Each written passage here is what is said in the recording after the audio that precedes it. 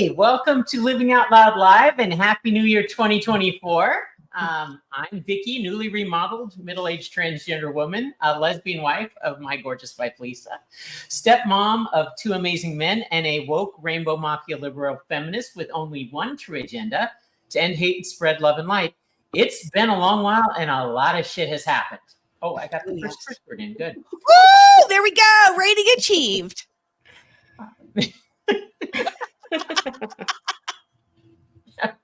explicit rating achieved. Hope you got some rest while we were gone, because we have a lot to cover and a lot to get done this year. Oh yeah, the right is busy trying to make us disappear. You better bet we're not going to make it easy. Yep, my two amazing sisters, both strong ally activists in their own right. They are my closest family and dearest friends. I will introduce the exceptional and strong beyond belief, well-known, fierce as hell LGBTQIA plus activist, creator of the Living Out Loud with Laura audio podcast and originator of Living Out Loud Live as well. Laura, how are you tonight? I am doing pretty well. I am so excited to be back with you ladies on air. I mean, I've gotten to spend a lot of time with you, so it's not like I've missed you ladies, but I have missed our Wednesday nights with everybody else. Yeah. And I have the honor, of course, of introducing our sister, Jamie. She is on the front lines of the fight for not only transgender children's rights, but also for social justice. She is a history teacher making a difference in the lives of the next generation every day. And I will say, going down in history herself, I do believe. And she's also the mom of two teen boys, one of which just scored his driver's license today. Woo! Go! Yes, he did. Go Jaden, go Jaden, go Jaden, go. And one tween girl. She and her family were featured on HBO's season 3, 2-part finale of the series We Are Here. Her daughter Dempsey, who is an outspoken 12-year-old. Happy birthday, Dempsey. Activist, was recently the youngest ever Grand Marshal of the Orlando's Come Out with Pride Festival. And against everything she has going on, she still manages to join us every week here at the table and help us change the world and make a difference. Welcome, Jamie. Hi, y'all. How's everybody tonight? Good. Oh, I'm good. Yeah. I'm good. Hanging in there. I took a nice nap today, so I'm refreshed and good and ready for tonight's festivities. I took a nap too. It was great. Yeah, naps are so underrated. I didn't like to take naps when I was a little kid. Didn't like to take them when I was a teenager, but now they are my life. So yeah, up until like 3 years ago, I did not know how to nap. So this is all new to me. Oh, if I didn't nap every day when I get home from school, I don't think I would survive. I said to Dennis, because he was like, why do you is it really a thing? And I'm like, yes, because I get up at 5 o'clock every morning. And if I didn't take a nap when I got home, then I wouldn't be able to even see him at night when he gets home at 10 o'clock. I wouldn't even be awake. So yeah, that extra hour and a half, it's like an extra to my day. And that is so wonderful. That is so you can not only so you can spend time with them, so you're rested and you're in a good mood for it. Yeah, because then I got to do it all over again the next day. So yeah. Exactly. Together we are queens of the overshare, especially parties and bars. We also invent new words from time to time, like vaginist. So expect to hear that one. What does that even mean? An expert in vaginas? Expertist? I mean, a vaginaologist is a person that studies it. So I think if we just have the ist at the end, it's a specialist of vaginas. Oh, Lord. Oh, man. So that will be added to our repertoire of moving around shit we need to say every week. And we will still use intersectionality. That one's not going anywhere. Welcome all of you joining us live or replay. This is an opinion show.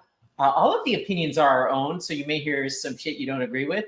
You can join the Discord, of course, in the comments. But we just block people who try to troll. So, be nice.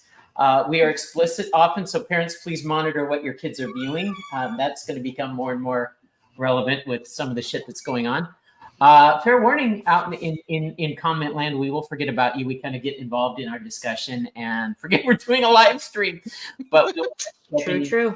and chat when we can, because this isn't a show. This is what happens when three sisters who are activist accomplices decide to change the world together. All right. Are we ready? I'm ready for some fun music. We're ready. I like to dance. Let's do it.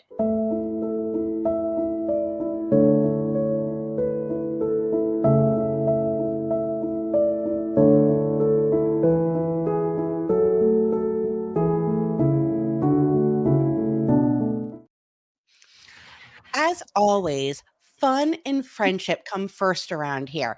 And it has been almost 2 months, so it might take a little bit of a recap. But Jamie, what have you been up to in the past 2 months? Do tell. Woo. Well, first, I'm drinking out of my lovely ladybug cup here. My lovely ladybug. Yeah, look at that. I just got to make sure to hand wash this because I don't want it to lose any of its color. Unlike our ladybug tattoos. That already lost color, don't worry. Yeah, Lots of same. blank spaces. I have been relaxing, actually. I wanted to read some books. I managed to read 8 during break. I rewatched the entire Schitt's Creek series from the beginning to the end. I got I love Schitt's Creek. lovely visit and got to surprise my kids with my youngest sister, Lizzie, who I haven't seen in a very long time. And the boys haven't seen in about 4 years. And so it was a really great reunion. And I think the most exciting thing is that I'm going to fucking Africa. We decided to go all in and spend the most money that we've ever spent on a vacation. And so we are going to be heading to Africa in June, literally 2 days after I come back from Chicago. I get home from Chicago, and 2 days later, I am on a flight to Johannesburg. And we are spending 10 days in South Africa. And so... yeah, I'm super excited for that. Awesome. I know. It's the dream of it's been my dream to visit Africa since I was a undergraduate studying African history. That's what I majored in, and we just could never afford it. And primarily because I kept having fucking children, so their happiness always came first. Between that and student loans, right? Oh, I'm still paying a student loan. I'm 45 years old. I still have student loans. And I had academic scholarships, so go figure that. I mean, just this, yeah. So that's me, and it's been a nice 2 months kind of off, but we've not been on air, but we've been together pretty much like every other day, I'm thinking at this point. So I mean, I say hello, but I've seen you all like many times over the past 2 months. I'm glad to be back, and I'm excited for the new season. And Laura, what about you? Let's see. The main things that I've accomplished and tackled over the past 2 months have mainly focused a lot on my health. I got to say that, I'd done one of my Living Out Loud live episodes with Lisa, and I shared with everybody the depression that I was going through and how bad it was. And I had, at that point, I think I'd only been on the SSRIs for like 2 to 3 weeks, but now it's been quite a while. I am so grateful that I was allowed by the neurologist to go back on the SSRI, because I am feeling so much better. I feel a lot more like myself. And I think it's important for us to talk about depression, because I think there's such a stigma related to mental health, and people try to hide it all the time. And I am going to sing from the rooftops. I love my SSRI. SSRI, you make me happy when skies are gray. I mean, it just really does. So I'm grateful for that. I got a clear bill of health from the pulmonologist that my lungs were good. So that was phenomenal. I now have 3 neurologists at Mayo Clinic, which is kind of cool. Wow. I'm collecting them, and and educating them along the way. Is it like Pokemon when you get the ball? This button can stir up some conversation. Yeah, I'm sure. But yeah, it's been very, very interesting. I have orthostatic hypertension, which is an immensely rare condition, which means that when I stand up, my blood pressure just skyrockets very high, like 170 over 112 and things like that. No reason, take lots and lots of blood pressure medication. So it's a unique situation that we're going through. I am grateful once again for the SSRIs, because that's why I can smile when I talk about it now and not cry. Because otherwise it would be kind of difficult.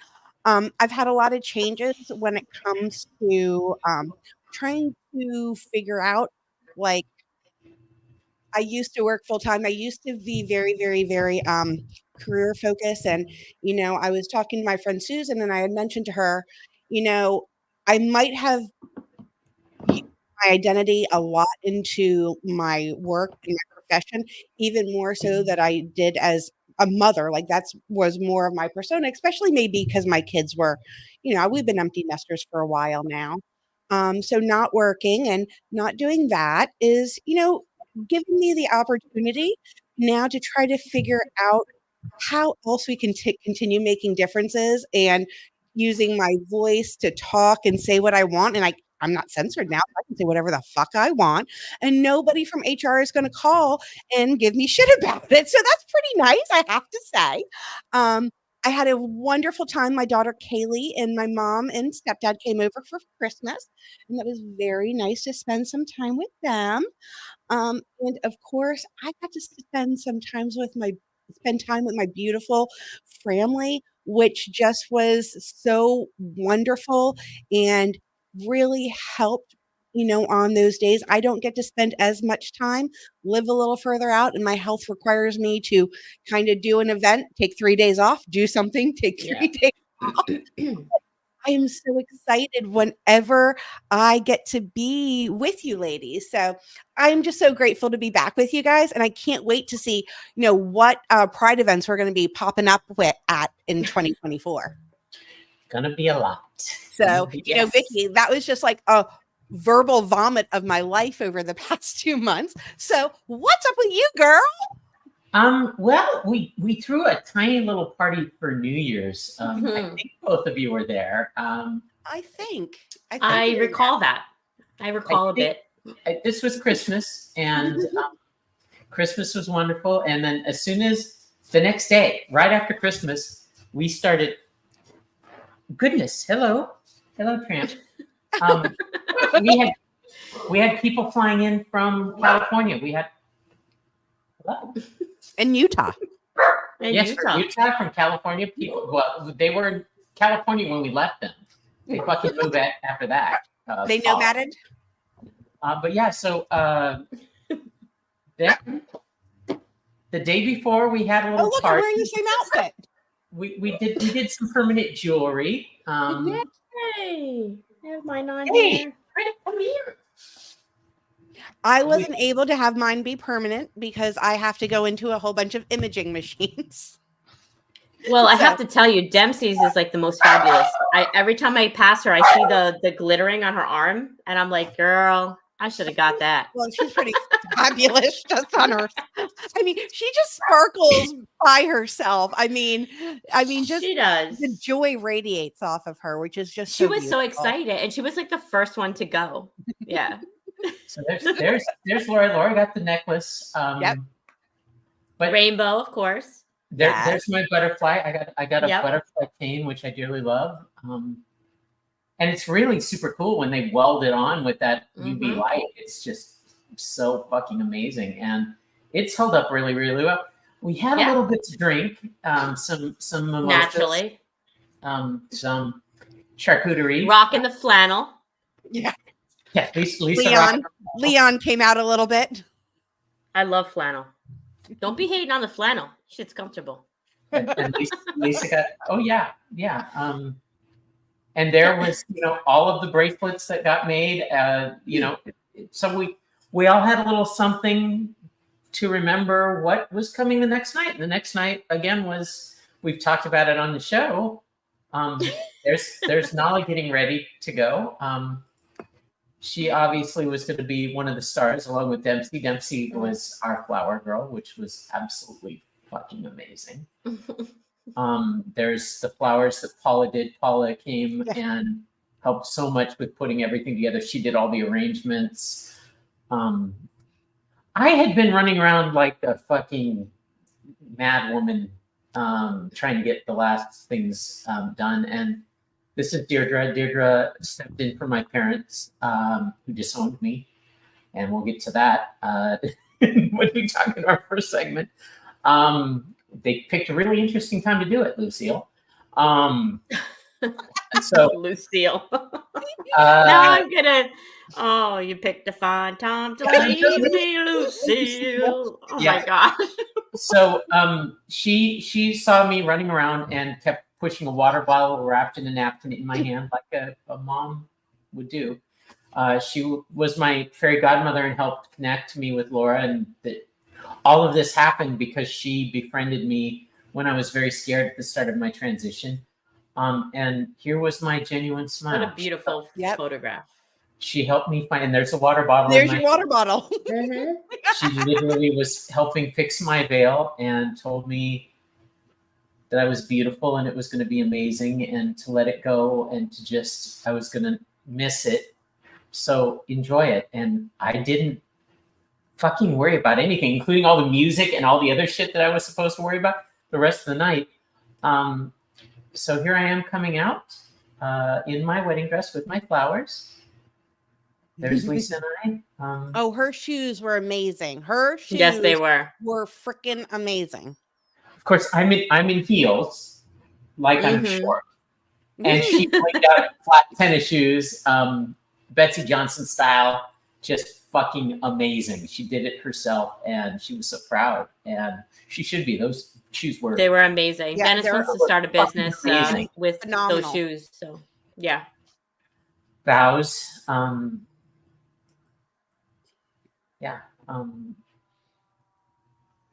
There was Vicki. Vicki did manage to show up and was there for a few hours. It was wonderful to have her. It was so there. nice seeing her again. Yeah, it was nice to have her back in the fold. These were Glenn and Kelly, who came in from California. And there's Lisa with Paula and Kelly.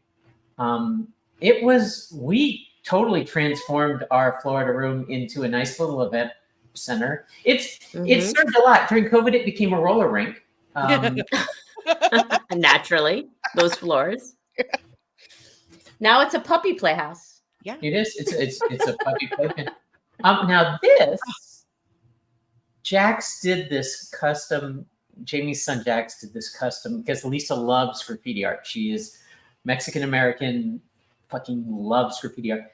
Jax did this, and rather than have a registry, we had people sign this painting that he put together, and it's hanging on our wall in a place where it won't sun fade. And all of the love and support and all of the people that were there, it is such a cherished addition to our home. And I still have to pay him. He's so talented. He really is so talented. He is. But you know what touched my heart was after he showed it to me and he had completed it. And then he said, "Mommy, can I sign it? I want to be the first one to sign it." And I said, "Absolutely, honey. You're the one who made it. So sign it." And he did. And what he wrote on there was just so perfect from a 15-year-old.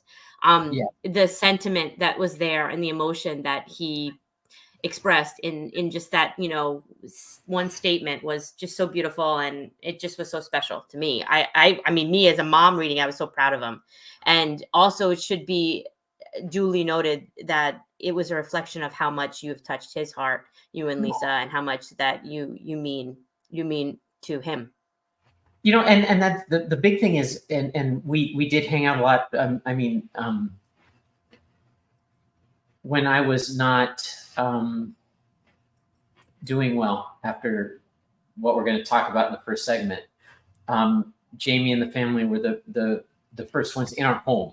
Laura came to the hospital. Jamie and the kids came, even probably when it was very hard to maybe see me in that state. And every time we ask to get together, the kids are there, and I don't know how many kids would want to hang out with people, Lisa. They only want to come because it's you all. Like they don't want to hang out with me. Like if I say I'm going to Vicky's, everyone's like, "All right, when are we going?" Yeah. And I'm like, "Okay." Like even Jaden, who I can barely. I think we collected an extra one actually. You like we got a bonus did. thing, and like we're getting did. extra. Yes, we did. We another 17-year-old is like wanting to like hang out, just like thinks like you all are super cool. So like, It was so sweet. He wanted to bring his best friend, and I'm like, I know. Shit, yeah. And he did. I mean, what else could a 17-year-old, 18-year-olds be wanting to do? I don't know. Here's Shelly taking her turn and signing. Shelly came all the way in from Melbourne to yes, she did. Yes, she did. The ceremony and is an amazing. Also rocking the flannel and her fuck the Santa shirt. We had lesbian representation. Mm-hmm. We did. So we had the top with the cupcake tower. And I just want to let you know, I mean, I'm sure Deirdre would not talk about this. So I am just going to talk about it for real quick one moment. You know, Deirdre stepped in and took the place of your family. Yes. For that. That is part of how I even became part of Deirdre's world is we're in a group that, you know, Serendipity Doodah, the home of the Real Mama Bears, and Sarah Cunningham, who founded Free Mom Hugs. You know, she's famous for raising her hand and saying, you know, if you need somebody to be there, I'll be there. And the Real Mama Bears, they do that too. So Deirdre was putting into practice what she has been getting to see blossom, and me getting to watch that was an honor for me too. So I just want to, you know, and I told her, you know, she was rescuing me at one point, and she said, no, I thought you were rescuing me. So and that's how it works. Cool. It comes full circle. Yeah, it really does. We all help each other in different ways. Yeah, and she is a very private person. Yes. So for her to step out of bounds, I mean, even she talks about being in that chat room and giving me her phone number in a private message and saying, call me, which started all of this. All of this came from that one gesture of love and support, and you don't have to be afraid. And like, I'm not going to start crying. One little spark can change the world. That is true. It Thank you for being the butterfly wing. It was. She's the butterfly wing that started me learning how to be empowered and strong and stand out and be there for others and a lot of other things. So, yeah, we did. It was beautiful. We just had such a good time. Fed each other cake tastefully. There were toasts, of course, afterwards. Now we streamed the ceremony live, and it's gotten a hell of a lot of views. Honestly, people seem to really like it. Amy, yeah, Lisa's sister Amy. There's Laura. Laura gave an absolutely beautiful toast, and I was I was on the verge of tears. And then a little girl shut down the house, and I couldn't stop. I just couldn't stop. Jamie, your children are an exceptional reflection of you and Dennis. They are beautiful souls. They are so kind and so caring and so much going to make this world better. And my boys are trying. Your kids are trying. Laura's children. You know, we've done what we can as parents, and yet our fight goes on while they find, you know, their lives, at least for Laura and I, and your kids they pick up our legacy. Yep. Yeah. They do. Kids. And they will keep on keeping on. They will. Vicki was there. She made a toast.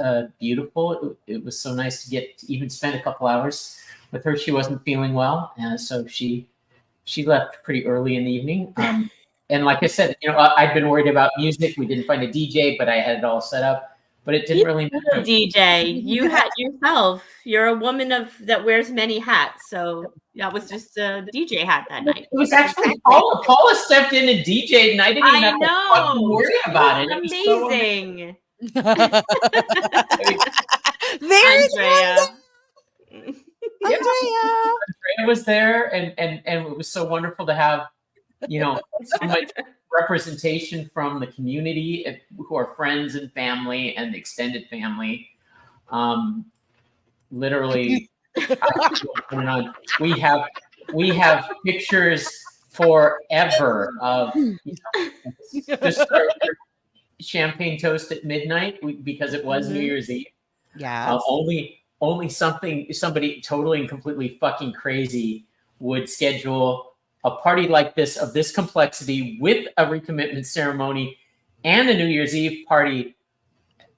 Literally, and food, and music, and dancing. I'm going to give one of your ideas an honorable mention here, because the only thing that worked against you is the fact that it was like 40 degrees outside, but that nacho fountain would have been amazing in the unique sculpture that was created from the frozen cheese afterward. It was really cool. It looked like a petrified fossil from the colds. We don't have cold like this. It is ridiculous. I was just saying to my students, I did not move here to Florida to be in fucking 45, 49 degree weather. I don't have enough jackets. The kids are like, Miss, do you not have any clothes? And I'm like, I don't have cold weather clothing. So I'm wearing the same sweatshirt because I don't have any. It was freaking cold. And I was wearing a freaking sleeveless gown. And I did not take my shit off the entire night. Yep. You did not. I didn't change. I did. Laura was rocking. Long. She was hot all night. And I was freezing. I'm dying. We had a whole fucking costume change. Elise and I both changed little black dresses in the middle of the. You had to have a costume change. It's kind of like a prerequisite for a wedding. You needed to have a second outfit. Yes. I felt pretty. I felt pretty as a bride, and we're going to talk about in our first segment. You were beautiful. What changed and what went on, and how you girls saved my life, because you literally did. So. I think it's about that time. Let's get into. I have my tissues. Jamie, grab your tissues. I don't have any.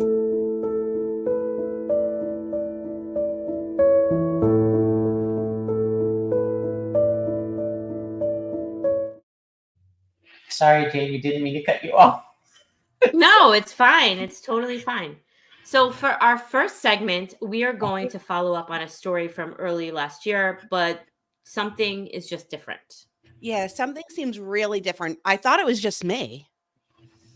I did the chrome nails with Maria Tillett nails for the recommitment ceremony. I mean, they are reflective. It's not that.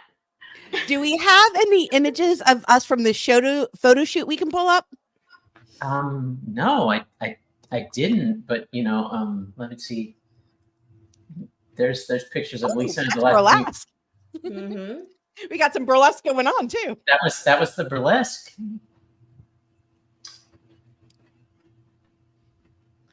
Right? Who the hell are those bitches? Yeah, it's been a very busy and tightly stretched medical time for me. Our first segment is about facial feminization surgery, which we covered. My initial consultation with Dr. Ross Clevens and Dr. Quach Clevens facial and body clinic in Melbourne many months ago. And they gave me a new face on December 4th and a new way to combat my gender dysphoria. So I am, and we'll get to it. This was me heading to surgery at 5 a.m. on December 4th.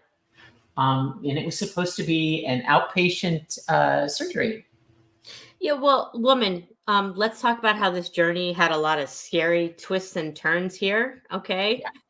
Yeah, like no more elective surgeries for you after what you put us through. Yes, I'm bearing the lead yet again. Oh yeah, it's going to be my honest experience. Dr. Clevens actually wrote a whole fucking book on plastic surgery, which I read, and you can see I've got Post-its, note, and underlined, and went through it. I had all of my questions. I knew all that I needed to do for my care. But the biggest thing I learned from reading that book is that I was going to have emotional ups and downs. Now, I had more than most people deal with surgery, but preparing for the bad times and keeping positive about the eventual outcome was critical, and he was absolutely right. So let's start with a primer. Facial feminization surgery. That sounds like intersectionality right there. I couldn't say that word. Is it a Z? It's because it's a Z in there. Is actually a series of procedures designed to make the male face appear more female in form, or a female face appear more masculine, depending on the type of dysphoria it's helping to alleviate. It can be performed in one or several surgeries, but is often a one-time, rather extreme operation because of the expense involved. Yeah, I'm very lucky. I had Disney insurance that has a rider for. Cheers for to Disney transgender insurance. Yeah, Disney insurance. Because there's no way I would have been able to afford a world-class surgeon of Dr. Clevens and his staff.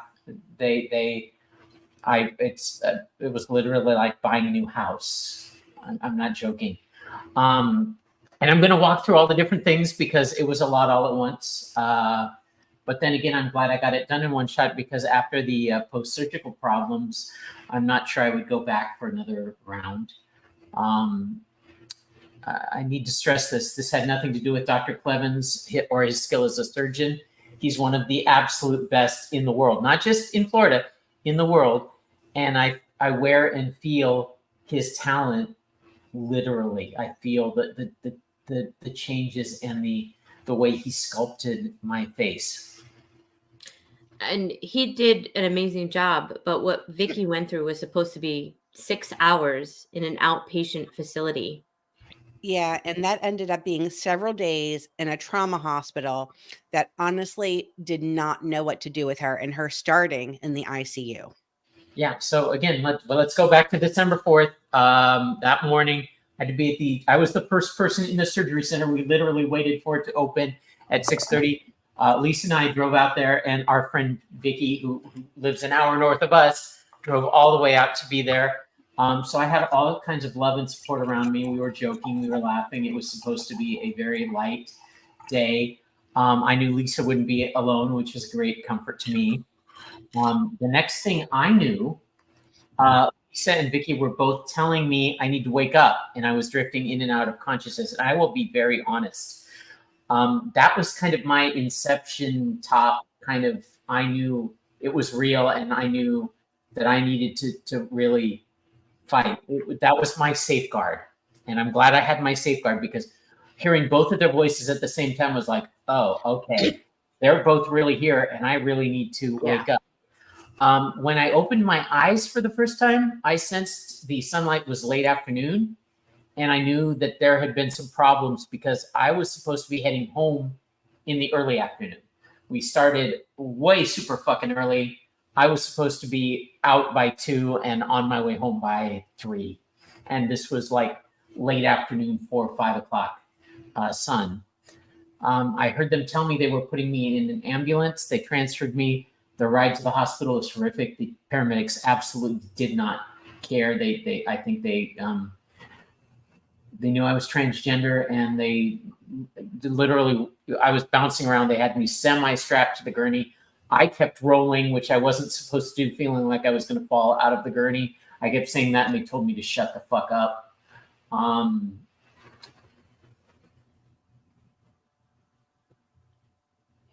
You know.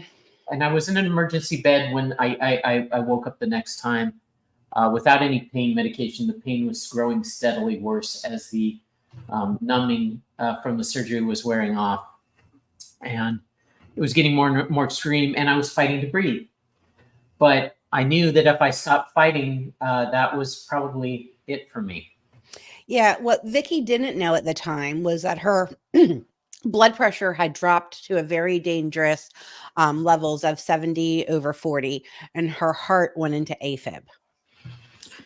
And the rest of us being, kept updated on this. I'm not a praying person, but I did start praying, and I everybody in our house was just beside themselves, trying to send as much love and light as we could your way, to both you and to Lisa, um, and positive vibes. After I was recovering and could finally look at social media, which was like several days later, there were beautiful posts from both Laura and Jamie. And Jamie had the Care Bear stare, which meant the fucking world to me, that she put out exactly what she said. I'm not a religious person, but you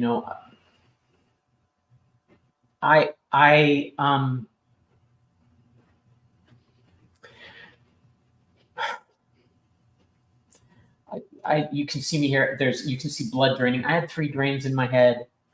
I had multiple care steps I was supposed to literally take care of starting that day. Lisa and I had prepped for, and I was confined to a bed. This was in the ER initially. It was very hard to do anything other than basic eye drops because they isolated me from everybody. Lisa was not allowed to stay with me.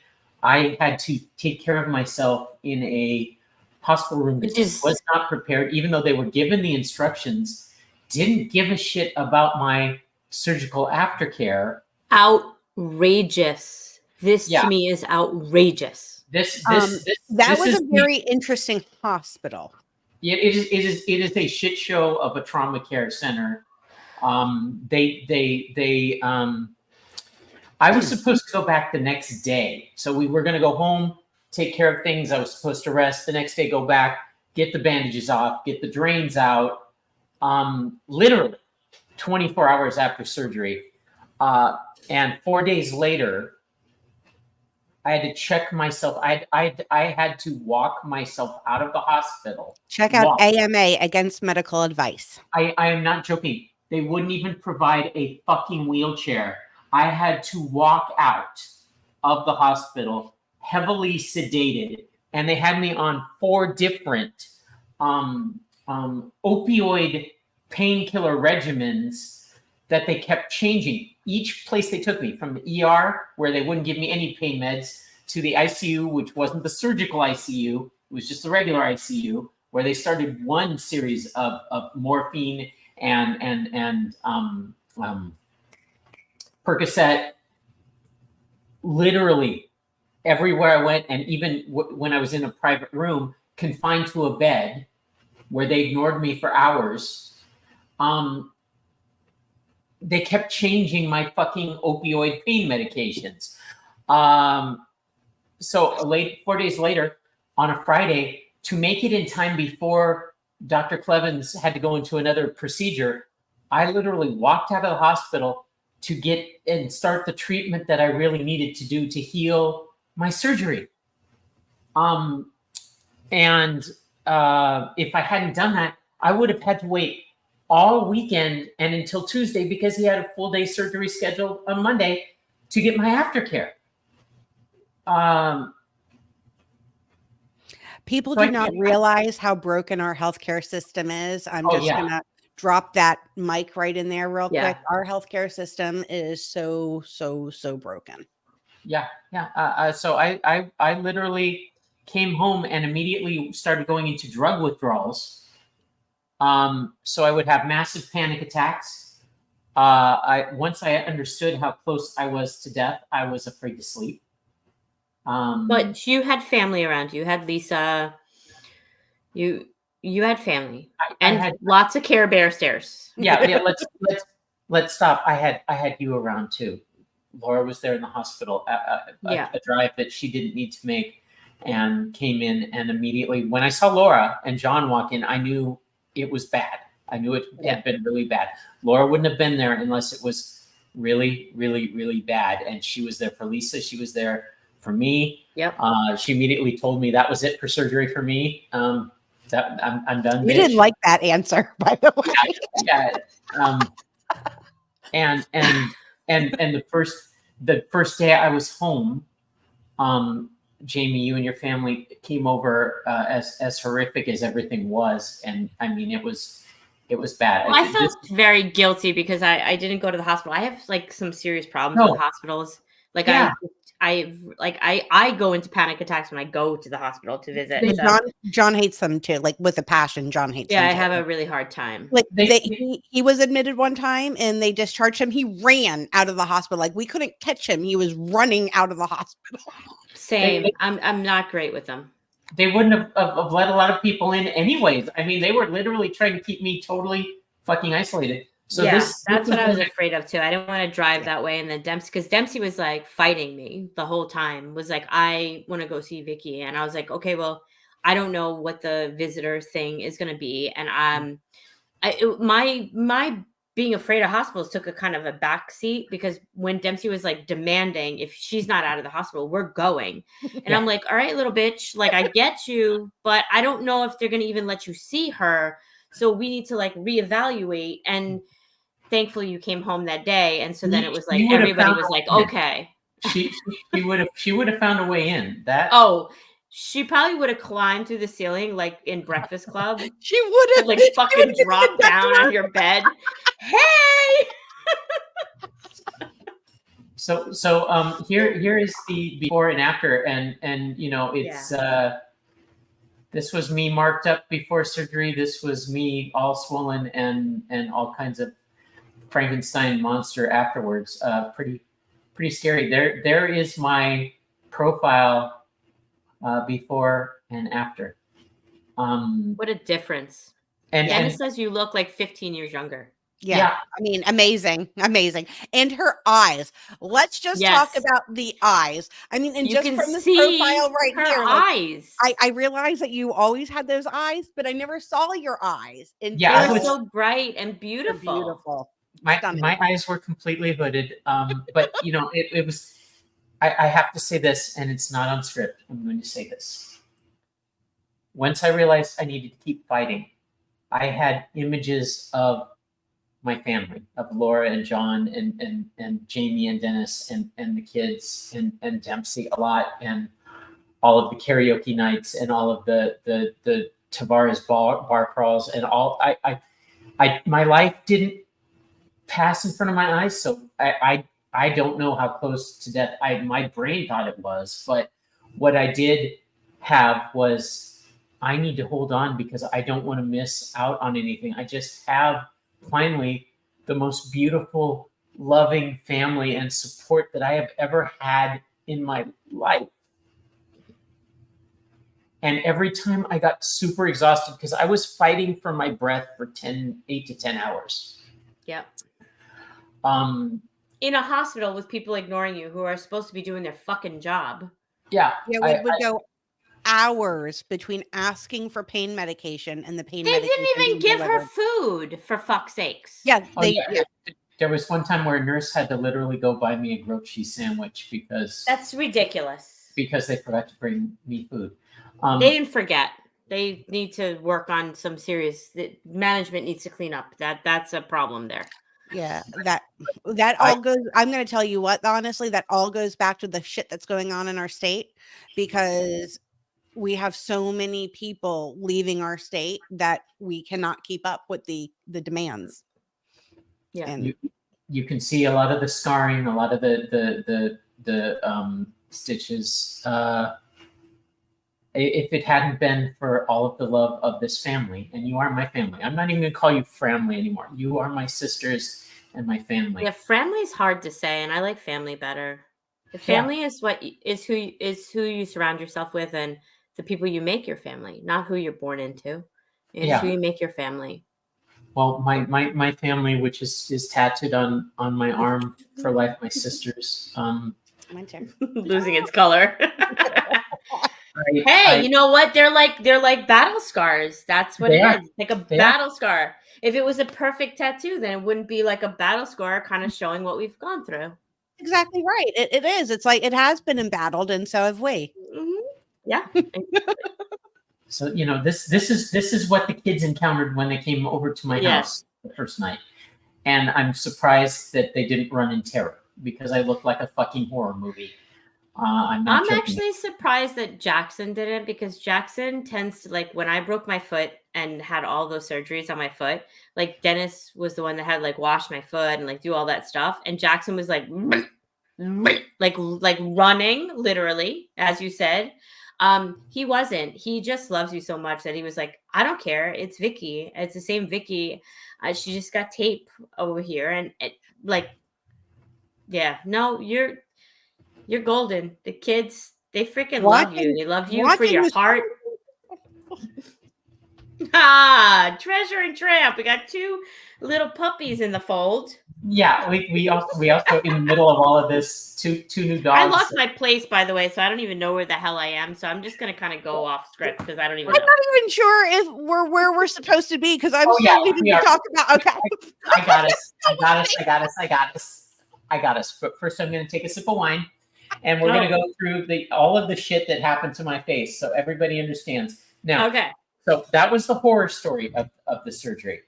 Now let's talk about the actual wonderful thing that it is and what it did to change me. Because you saw the before, you saw the after. So let's inventory what Dr. Clevens and his amazing team did. But really, to understand that, you have to understand the very subtle differences between a male and a female face. And we're talking sometimes things that are just millimeters of difference that make a world of fucking difference with the face. Obviously, you can see my eyes, which if you look back at our old podcast, you never got to see before. And you can see my fucking eyeshadow now because the hoods have been released. But let's start with the obvious. I don't. Well, let Laura go because now she's really lost her place. Yeah, I know. It's the obvious males Adam's apple. I found my place. Sorry. You found it. Yeah, laryngeal chondroplasty. There we go. Try saying that 6 times. It's like intersectionality. Nope. I'd rather say intersectionality.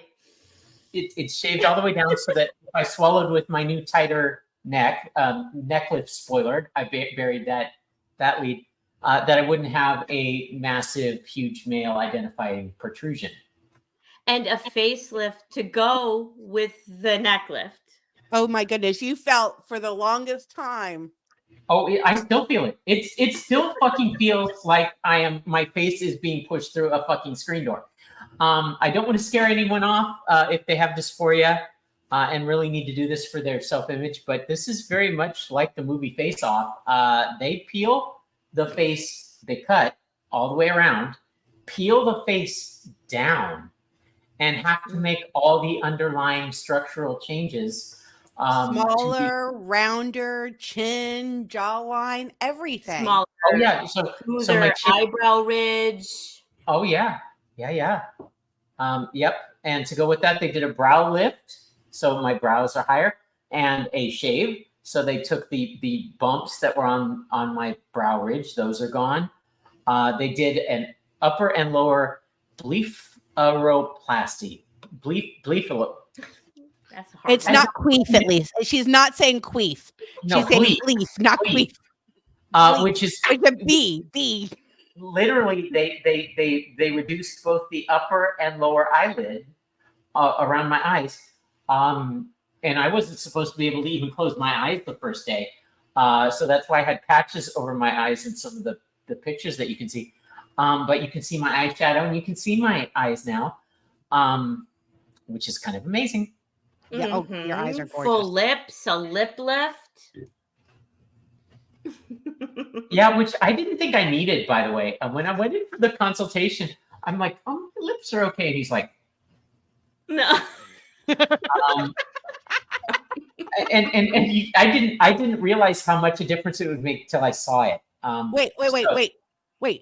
The lips are one thing. Look at the bitch's cute little button nose. Turn to the side. Right, okay. Show us your starboard side.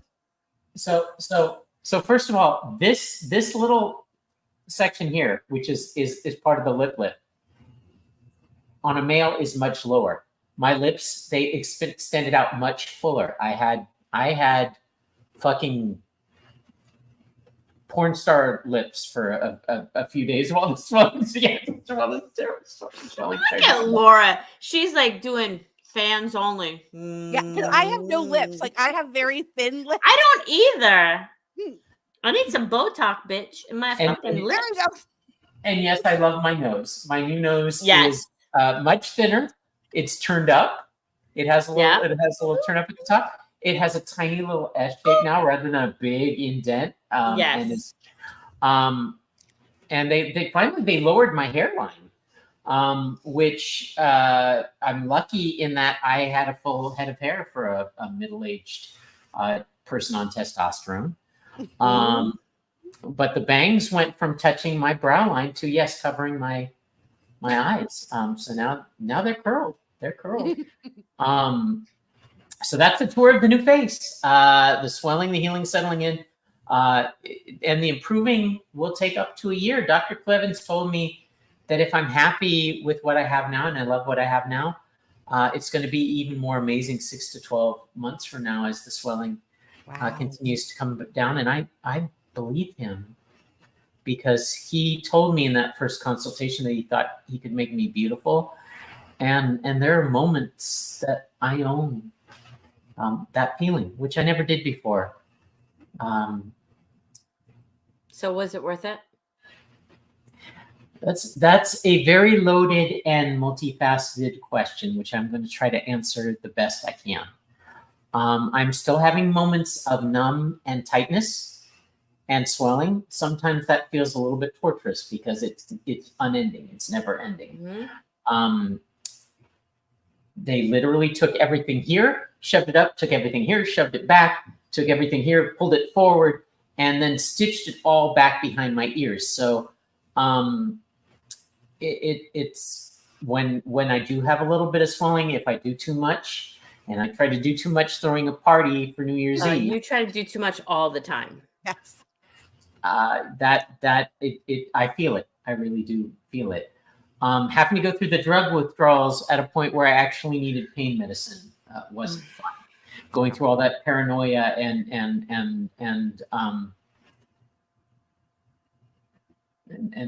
all of that, and it literally more than a week and a half before I was supposed to be off pain medication, I was on Tylenol only.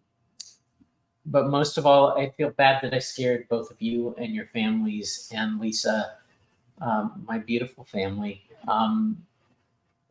The outpouring of love and support that I felt even when I was trying to battle off the anesthesia, I really felt it, and it was overwhelming. And yes, we did kind of figure out what happened. There was a change that was made to the American Association of Anesthesiologists. I am on diabetes medications, a lot of ones that are very common now for weight loss too. Same ingredients as in Ozempic or Trulicity, which help the body absorb and hold on to insulin longer. Well, they put me on propofol, the same shit that killed Michael Jackson. And basically for the 6.5 hours, it was supposed to be less, it was supposed to be 5. For the 6.5 hours that Dr. Clevens worked his magic and did everything that he could to make me absolutely so happy. And beautiful. I was taking all of that into my body, and it was storing it up. And it took, and I was very lucky that they did take me off. They took me off 3 days in advance of the surgery. My doctor had recommended that. It should have been more than a week that I was off of that. So yeah, it almost killed me. I really did almost go. And but I look in the mirror in the morning without any makeup.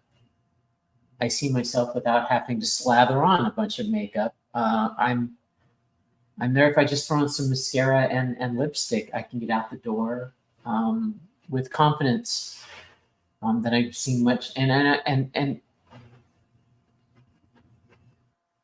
talked to my therapist about this today, just today even. For me, passing was never a huge deal. I'm proud to be a transgender woman. I own that. Most people don't, but I do. I own it.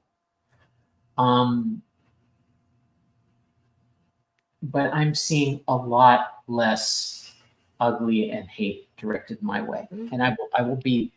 We went Christmas Day down to a donut shop in the middle of St. Cloud, one of the absolute scariest places for somebody like me to go. Yeah. I walked into the donut shop to get donuts while Lisa had our little dog Nala. We didn't have the 2 new ones yet. Our little dog Nala in the car. And I'm walking out right as a heavily bearded, MAGA hat wearing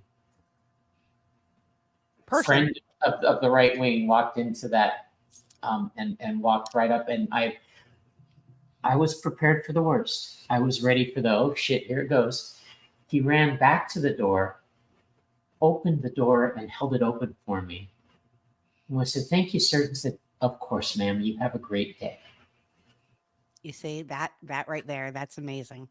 But I'm just wondering now. I want to make sure because, I know I'm a little harsh about this, but we are all done with the surgeries for now, right?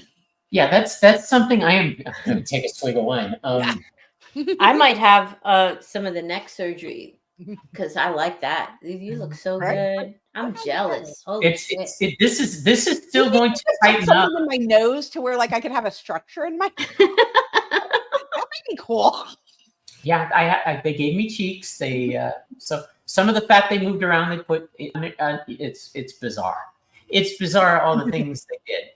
I'm definitely working with my therapist on because originally there were going to be 3 of the major surgeries that every transgender woman wants: facial feminization, top surgery, and bottom surgery.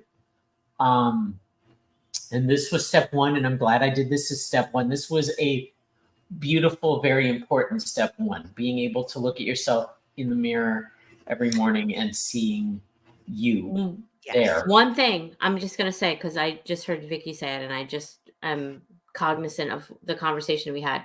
Not every trans person has to have surgery to make themselves complete. And many trans people, if you're watching this and you're a trans person, you do not need to have bottom surgery to make you complete. You are you, and you are perfect as you are. These are surgeries that make you feel more secure with yourself and how you feel inside. But bottom surgery is not a necessary thing. And many trans people don't have bottom surgery. And like for my Ruth. Sorry to cut you off, Vicki. I'm sorry. My Ruth isn't worried about facial feminization surgery. However, like, so that one she's not worried about the boobies, but she's only worried about the bottom. So once again, it's dealer's choice. Everybody's different. Everybody's different journey. Dempsey won't have to have facial feminization surgery. Thank God. But yeah, she won't. She will skip out on that whole part. I will be getting her moisturizer every year. Oh my God! As long as I'm take her skincare routine because oh yeah, it's improved my skin. I can't see it on here. I'm like, holy crap. It's very true. As a matter of fact, the woman who actually convinced the insurance companies and major businesses, including AT&T and some of the larger industries in the 70s, to put the riders for transgender care as part of insurance, because she mathematically showed that there are so few of us that it was worth doing that to save our lives, to give us better quality. Yes. She never got the bottom surgery. She finally came out a few years ago when she wrote her book, saying most people had just assumed that she had, but she never felt she needed that to be complete. Again, everybody's an individual. There was a plan. That plan is now, it's not where I want to put everybody through that again. So I'm working on being happy in the hybrid mode. It's also malleable. Things change based on set of circumstances. And so what you went through was a trauma, and it was a lot. It wasn't what you were expecting. It certainly wasn't what Lisa was expecting. It wasn't what we were as your family expecting. And it was heavy. Now, I'm not saying that you shouldn't undergo other things if that's what you want to do, because if that's what makes you feel good about you, then you do you. But not everybody's different. Everybody has different things. They don't, I mean, like, look at all of us. Each one of us has different things. I hate my teeth. I hate my hair. I hate that my neck is like this. We all have different things we don't like about. Well, I'd take one of those too. I'll do Spanx until I can afford it, because I just, bought a trip to Africa. But yeah, I mean, everybody's different, and every individual experience is different. And yeah. Sorry, I'll shut up now. No, you don't have to. Being honest, the first 2 phases were already approved by my insurance, all with Cleven's facial and body. So they were going to do the top surgery. They were going to do a tummy tuck, because I still, from when I had stomach surgery, I had a lot of excess. So there were a lot of things that they were going to fix. Yep. But again, we're talking about an even longer surgery that sounds even more high risk. And I'm not sure I want to go through that. I definitely don't want to put anybody else through that. So that's fair. And I'd put in a space for discussion, but we're having it. So exactly. We are. I love all of you. Here's what I'm going to say. Laura was immediately, bitch, no more. Sorry, my nurse came out. I can't help it. Sometimes my nurse just comes vomiting out of my mouth. Hey, you are the straight shooter sister that can tell me what needs to be said when it needs to be said. Jamie was a little more diplomatic, as she always is. She said, you scared all of us, and the kids were very worried. Dempsey, when I said this is probably it for surgery for me, gave me a huge hug and said, "Oh, thank God." Because the kids were really worried. I mean, I was worried, and now don't fucking make me cry, bitch. I don't have fucking tissues. Hey, the kids were very, and Dennis, like everyone. No, Dennis. Oh my God. John went in the hospital, Vicki. John went in the hospital.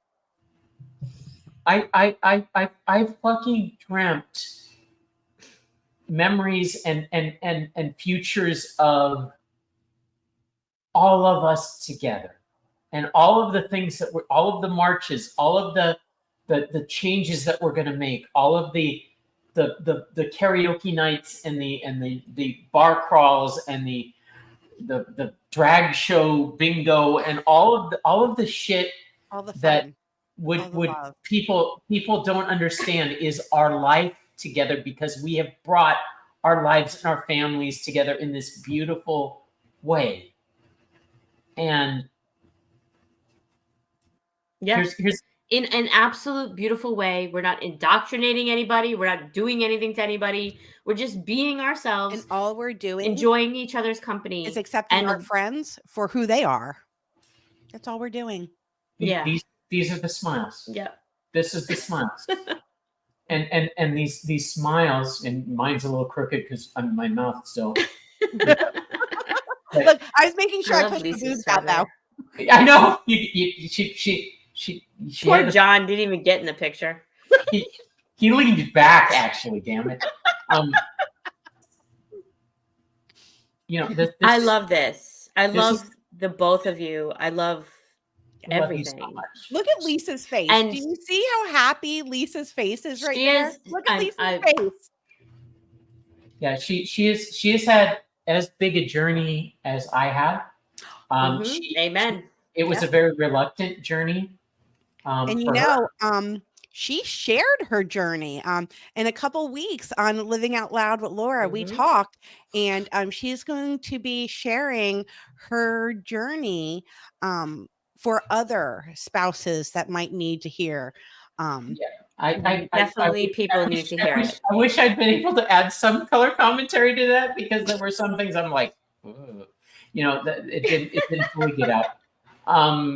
But like I told her, that was our start of it. We're going to delve deeper into it because we need to. That was like the overview of it. And then we need to dissect each of the parts. Laura, every time you've had a couple on discussing the couple, like when you had me on, I didn't discuss Laura in my at least in my relationship. I discussed me, and she was discussing our relationship. Every other time you've had a couple on, you've had both of them on to discuss the relationship. So it was kind of afterwards. I'm kind of like, oh shit, there was some stuff that was like, oh okay, we'll. Can we revisit this in the next episode? Because it's 1 hour and 6 minutes, and I need to go to the bathroom. Yep, go ahead, go run to the bathroom. I'm going to deal with the stuff that we've got coming up. According to Aaron in the morning, almost 180 anti-trans bills already being considered in 6 states for 2024, and we're only 10 days into the new year. Florida, of course, it has some of the most draconian laws drafted being considered by the state house right now. And one has been filed by the asshole Supreme Dan Black, fuck publican from Jacksonville. It bans the use or mention of gender anywhere in Florida statutes and requires all drivers to certify that their sex is what's reflected on their original birth certificate. Those that identify as transition gender could have their licenses revoked unless they revert back. And this is all kinds of fucking wrong.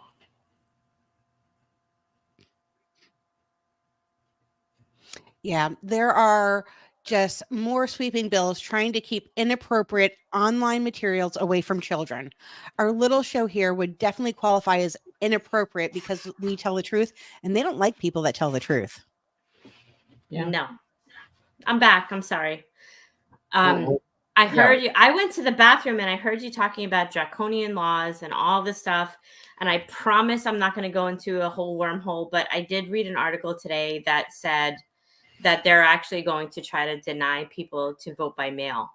Yes. Unless you have a physical disability. And to me, 2.8 million people vote by mail, including myself, because I'm a teacher. Wait, how about all the military members that are military and they don't have a disability? They're just active service members. Yeah, it's disturbing, and I definitely think we need to put a pin in it and bring it back. But there's a problem. Yeah. We're going to get into the details of all of these 180 fucking laws. So many of them are right here in Florida. What else is fucking new? It's fucking Florida.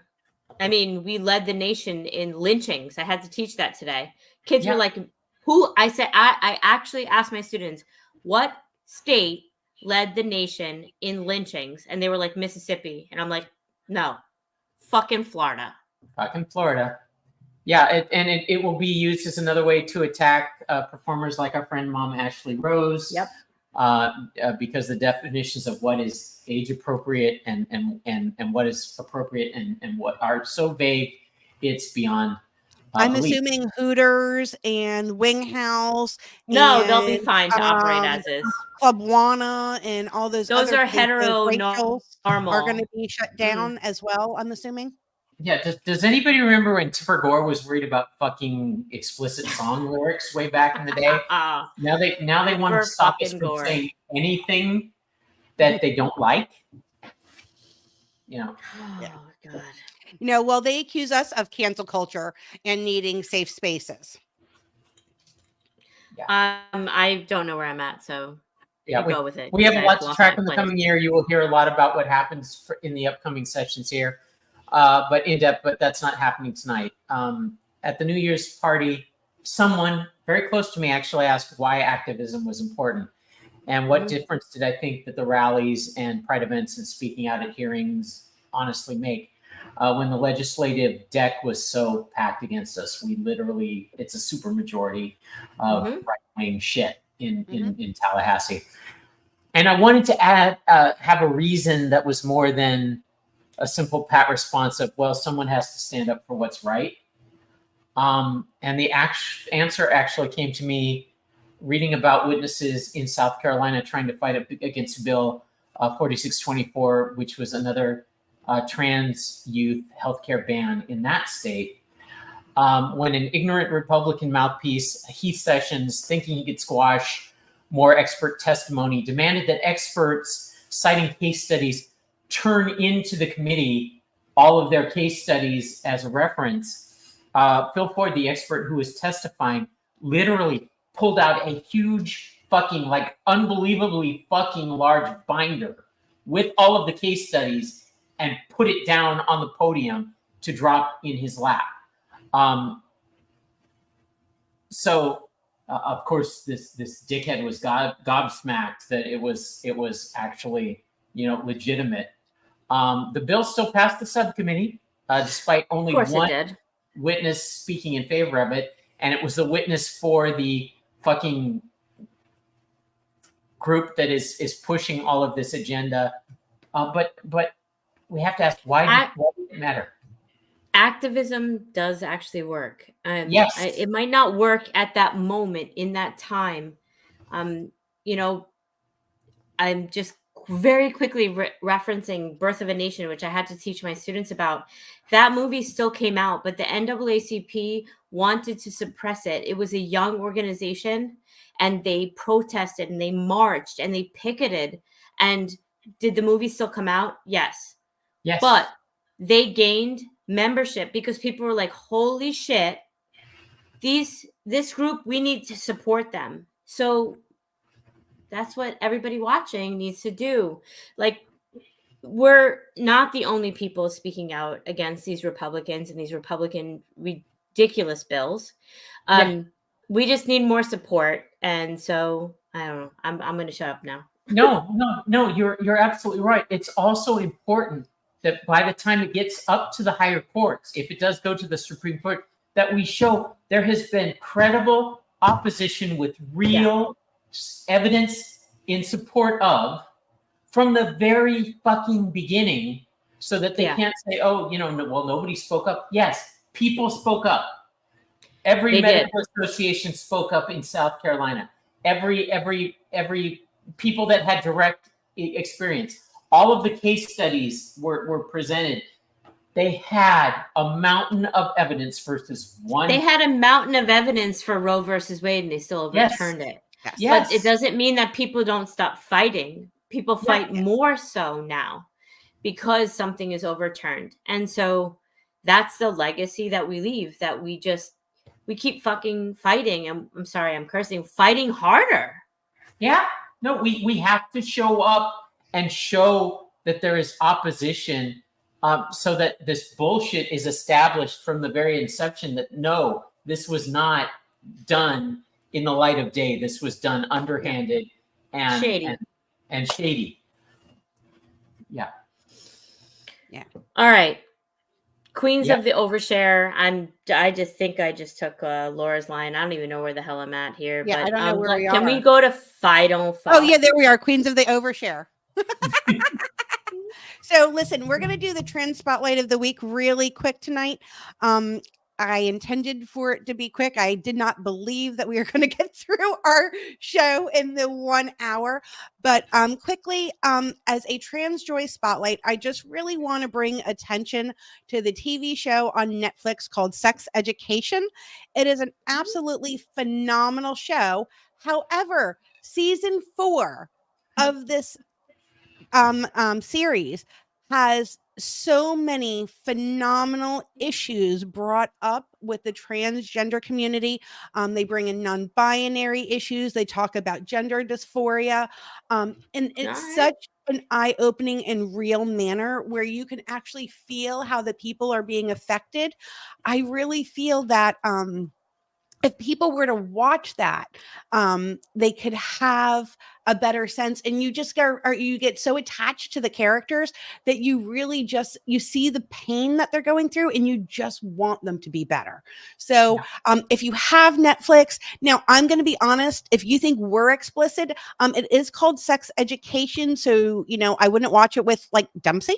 I might say that. People have asked me if I watched Euphoria with Dempsey, and I'm like, no. Yeah. No. So please don't watch that with Dempsey, but with Dennis, please watch that with your husband. Well, I'll let you know when he comes home. He's not home yet. We're just going to go waiting for him. to get home.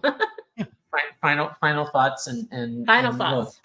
Look, I love you both more than I can ever say. I think we have our work cut out for us this year.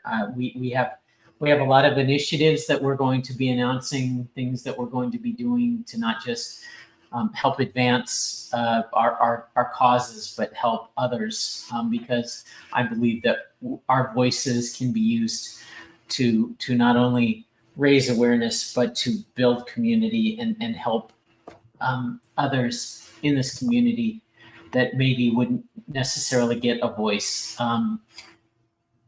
I didn't realize how much people missed us till I started getting emails about, when are you coming back? When are you coming back? When are you coming? And we've built this following, which I dearly love, but it's the Wednesday nights with both of you that make this everything that it is. Laura, you were my first sister that found me, and you introduced me to Jamie, and I dearly love everything about you, Jamie. You and all of us together. It's all of us together. It's not just the three Ladybug sisters. It's the Ladybug family. That is true. I dearly love you all. Cheers to a new year. Cheers. We're going to be back next week. We're going to start announcing some of the shit that we're doing. We're going to talk about the rallies that we're planning to go to. We have a lot of planning to do ourselves, but we're going to be here. We'll see you next week. Love you all. Cheers. Till next week.